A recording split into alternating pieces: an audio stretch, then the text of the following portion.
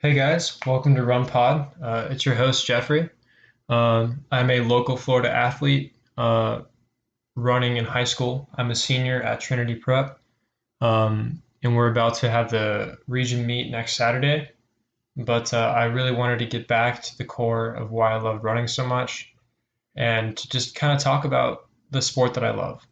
And so, in order to do that, I thought I'd start kind of this bootleg podcast and just kind of feel it out as I go, but really just express certain things and just what I've seen about the sport.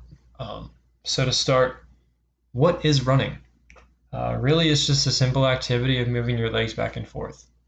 That is probably the dictionary definition, but it's really that simple.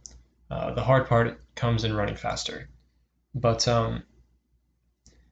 the sport's become way more popular over the years. Obviously, we've been running since our inception as humans, but the sport itself, in terms of like marathons and local 5Ks, have really become kind of a worldwide phenomenon. But really, in the United States, a lot of people have taken it up as a way of staying healthy and active and really just kind of finding a community. Because more than anything, running is a community sport. Running on your own, you'll find relatively quickly when you start, is really, really boring. And so finding somebody or a group to run with is always a better option than running by yourself. Uh, I hated running by myself as a kid, but when I was training, but that was really my only option.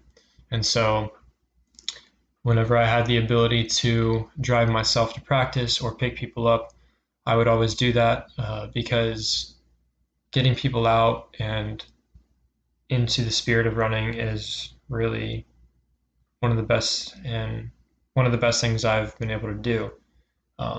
But yeah, finding a community to go out there and push you is really the best option when it comes to running and just trying to maintain a commitment to the sport.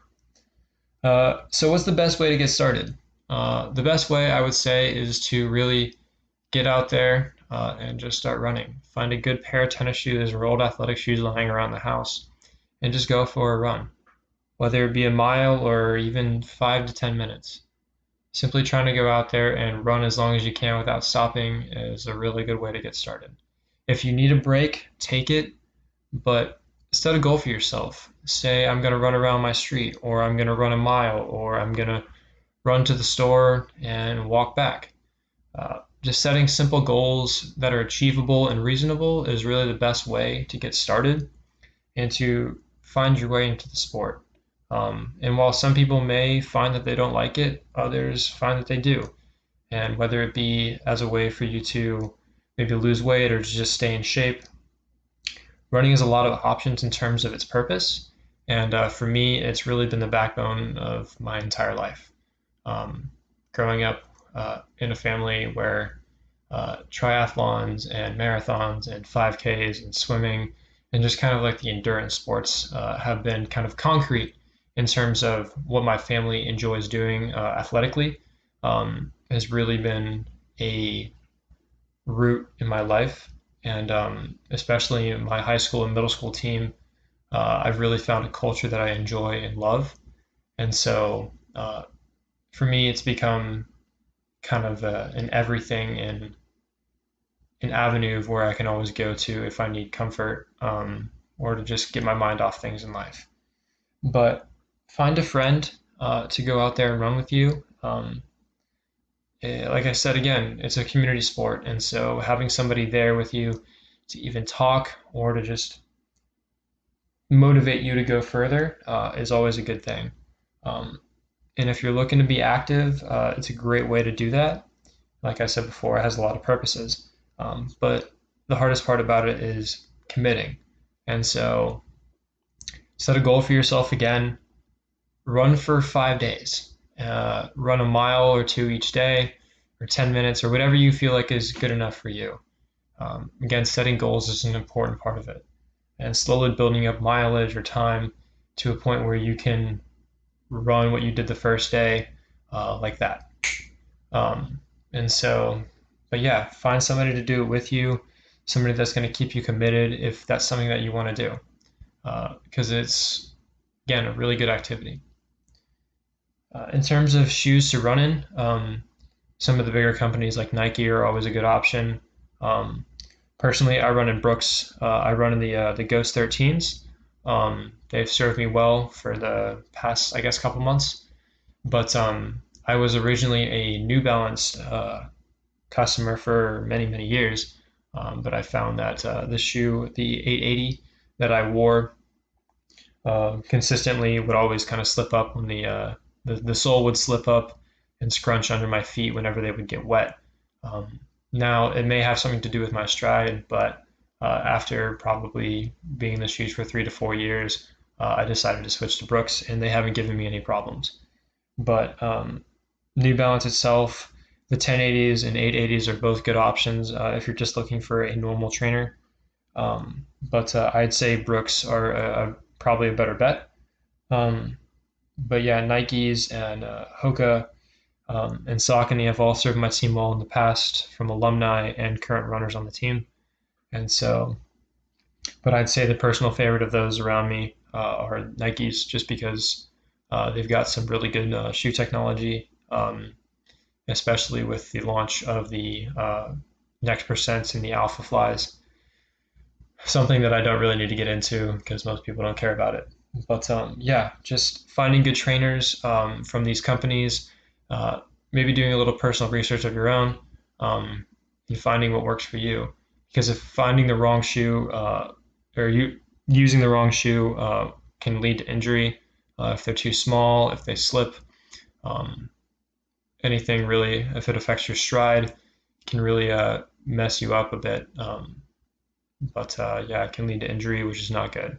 So finding the right shoes is very important if you want to get out there and become committed to the sport. And in this first podcast, I want to share my favorite running experience as a way to close out. A couple years ago, my team went out to Weeki Wachee, which is the Weeki Wachee Preserve for the region meet. I was a sophomore at the time and was really seeking to run under 19 minutes for the 5K. And thankfully, at that race, I was able to do so. I ran 18:54.